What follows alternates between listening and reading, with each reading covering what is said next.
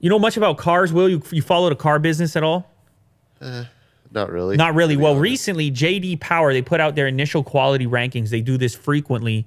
This is the thing that people like to check before they buy a car to figure out if it's high quality or not. What they do is actually kind of cool. They have this ranking for initial quality, which is whether or not a car has problems in a very short time period after you buy it, which is an indication of manufacturing quality. Like, did it come out of the factory decent, or like are these things subpar?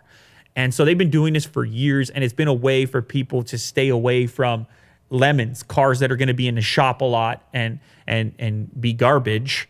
And the funny thing about this is it doesn't map out the way that you would expect. So just to be clear, the initial quality is measured by the number of problems experienced per 100 cars during the first 90 days of ownership. The responses come in from around 76,000 buyers and leasers of new 2019 model year cars, okay? There were 233 questions on the survey in 8 different categories that you could potentially have problems in. Everything from exterior seats, driving experience, engine, transmission, air conditioning, everything, so forth. This is a real resource for car buyers to look at this thing prior to purchasing a car. Now, the interesting part for someone who's never looked at this before, you might be surprised to find out that you're not necessarily getting the best quality the more money you spend. So for a number of years now, at the bottom of the list has been Jaguar and Land Rover. Can you imagine that? So luxury cars, people out there, they think they're prestigious. They're in a Range Rover. Some of the most unreliable cars on the road. I'm talking of all cars. So, and Land Rover and Jaguar are in the same family, automotive family. They're not quality. You can't just pay your way out of this. This isn't the rich man's game of like, I'm just going to make sure I get a nice quality car by spending the most money. You can't use that cheat. You can't use that hack. So the number that they score is 130 and 123. Bigger numbers are worse here, obviously. They're an indication of more initial quality problems. Oh, that is loud. Holy moly, we got the phone coming through the Bluetooth. It's unbelievable. DVLA, bringing the heat, bringing the low frequency, unexpected on the ringtone.